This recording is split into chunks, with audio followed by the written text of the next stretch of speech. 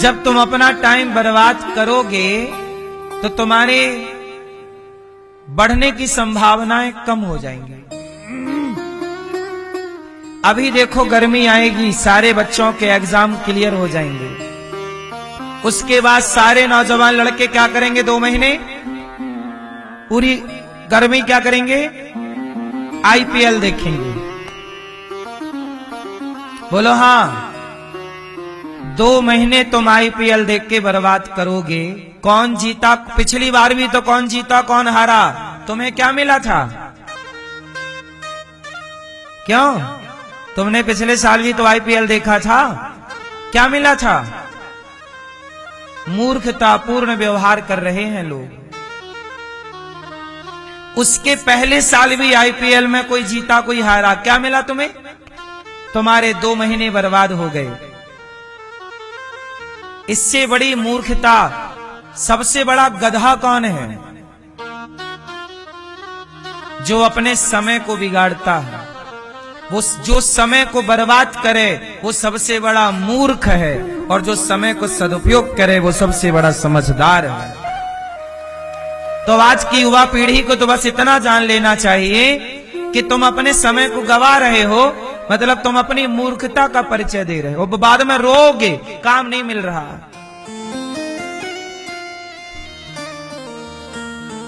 क्यों तुम time waste करते हो? 2 महीने में जो तुम क्रिकेट देखने में, आईपीएल में टाइम बर्बाद करोगे, उस समय को कुछ अच्छा पढ़ के, कुछ अच्छा अपने लिए सोच के कुछ बिजनेस कर लो। 2 महीने तुम इतना बढ़िया काम कर लो कि 2 महीने कुछ कमा लो, कुछ अच्छा अपने लिए प्लान कर लो, कुछ बिजनेस का सोचो, कुछ व्यापार का सोचो, कुछ 2 महीने में सीख लो, नई चीज सीख लो, नई भाषा सीख लो, कुछ नया ज्ञान कर लो, नई चीज प्राप्त कर लो। अब आपने पाया कुछ नहीं। कहते ना, जो व्यक्ति सीखता नहीं है वो व्यक्ति जीतता नहीं है। कहते ना, सीखना बंद तो जीतना बंद। जीत उसी की होगी, जीतेगा वही जो सीखेगा, और सीखेगा नहीं तो काय को जीतेगा। अब आप लोग सीखते नहीं हैं।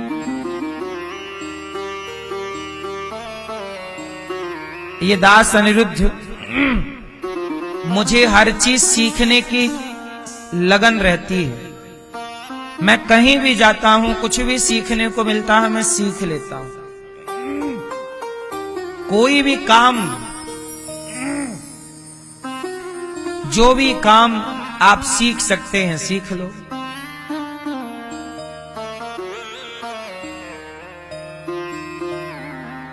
लकड़ी पे काम होता है, बढ़ई काम करता है।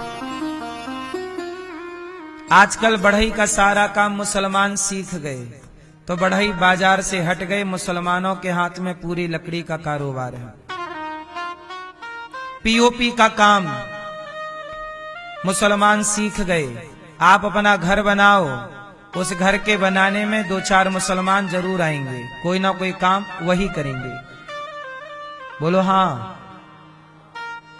तुमने काबिलियत, मुसलमान 10 बच्चे पैदा कर रहे हैं और वो बेरोजगार नहीं है, और तुम 1 पैदा कर रहे हो, तुम बेरोजगार हो, क्योंकि उनके 10 काबिलियत सीखे बैठे हैं। उनका बच्चा कोई पीओपी कर रहा है, कोई पत्थर लगा रहा है, कोई टाइल लगा रहा है, कोई चिनाई कर रहा है, कोई प्लास्टर कर रहा है, और तुम लोग कुछ नहीं कर रहे। तुमको लगता है कि ये काम छोटा है। काबिलियत का कोई भी काम छोटा नहीं है।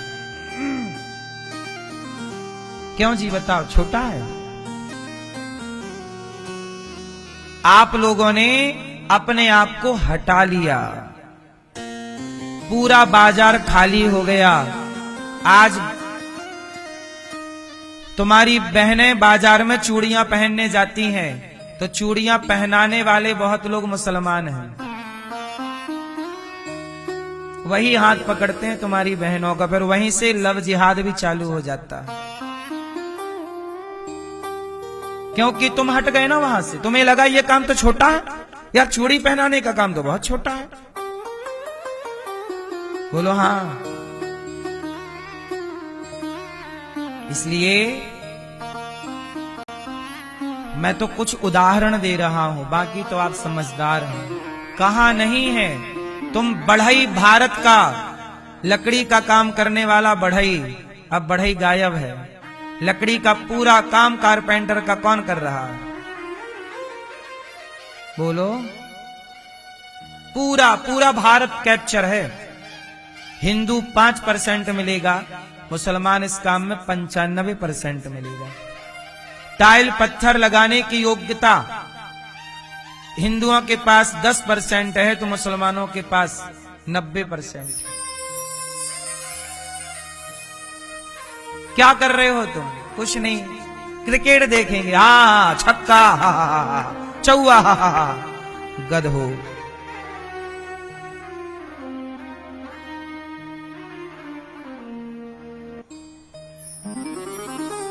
जो समय तुम्हें अपने को काबिलियत में लगाना चाहिए, वो तुम 2-2 महीने बर्बाद कर रहे हो।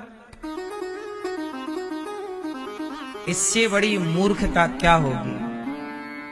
सनातन का सबसे बड़ा ह्रास क्यों हुआ? क्योंकि हिंदू अकर्मण्य होने लग गया।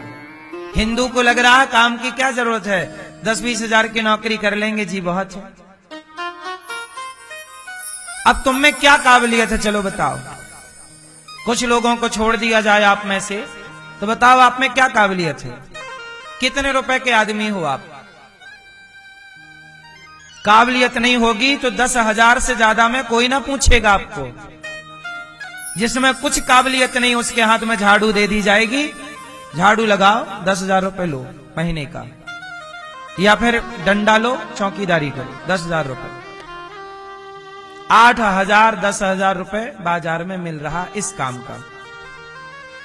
काबिलियत होगी तो 50,000 मिलेगा, और काबिलियत होगी 1 लाख मिलेगा, वरना आपके 8,000 रुपया कहीं नहीं गए। कहीं भी चौकीदारी कर लो। बोलो हाँ। 8,000 तो आपके पक्के हैं, बस। सही है कि नहीं? कहीं भी झाड़ू पोंछा का काम शुरू कर दो, 8,000 चित्त हैं। इससे ज्यादा की फिर सोचना भी मत।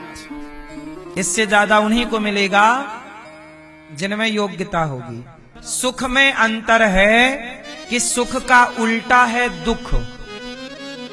सुख का उल्टा, सुखी आदमी के जीवन में दुख जरूर आएगा, क्योंकि सुख का दूसरा पहलू दुख है।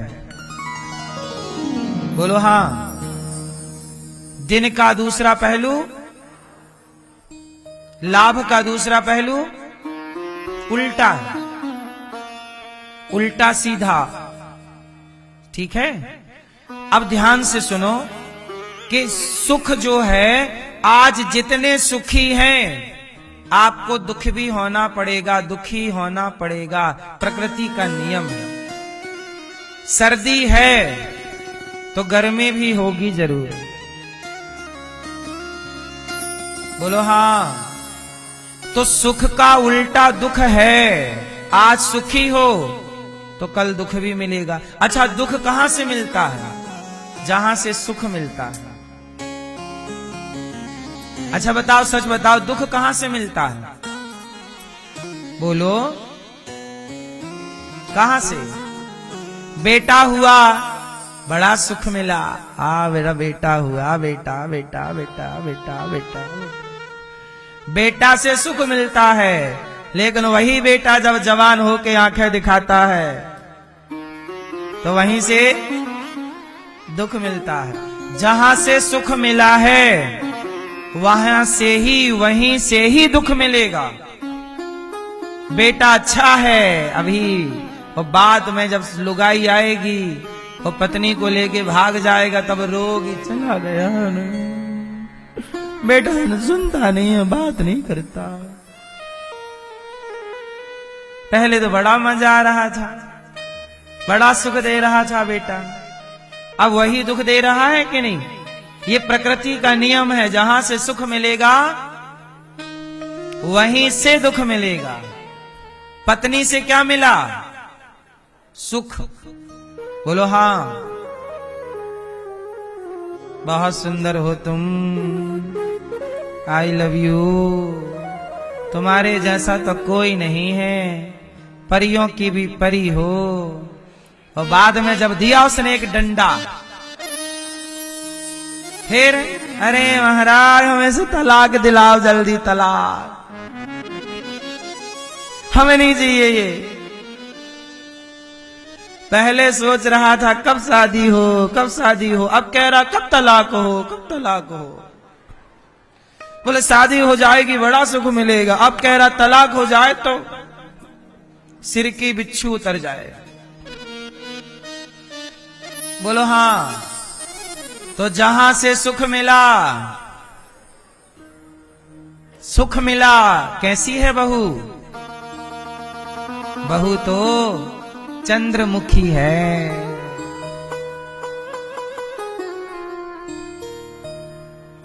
फिर कैसी है बहू? सूरजमुखी है। साल भर बाद पूछा कैसी है? बोले ज्वालामुखी है। तो जहां से चंद्रमुखी था वहीं से ज्वालामुखी है। तो जो सुख दे रही थी वही, ये प्रकृति का नियम समझो आप लोग, कि जहां से सुख होगा वहीं से दुख मिलेगा। जो पति आपको सुख देगा वही पति आपको दुख देगा। पति मिला, बहुत सुख दे रहा है, कमा कमा के ला रहा है, बहुत प्यार कर रहा है, और तभी पति की हो गई छुट्टी, गए, किसी कारणवश मृत्यु हो गई। अब जाने के बाद दुख दे रहा है कि नहीं?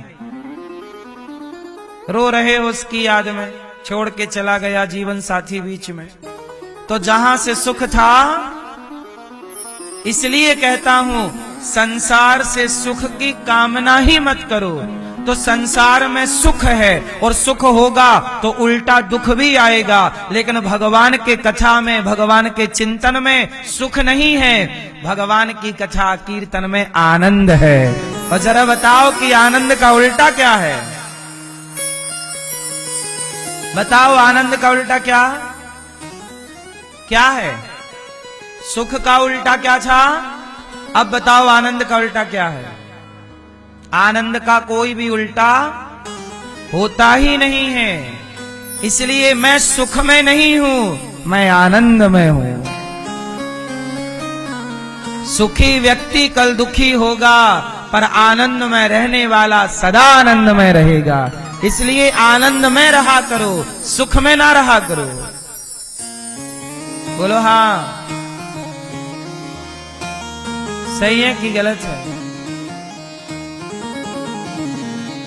तो कोई पूछे कैसे हो? आनंद में। आप लोग कहते हो कैसे हो? सुखी है। सुखी हो तो फिर दुखी भी रहोगे।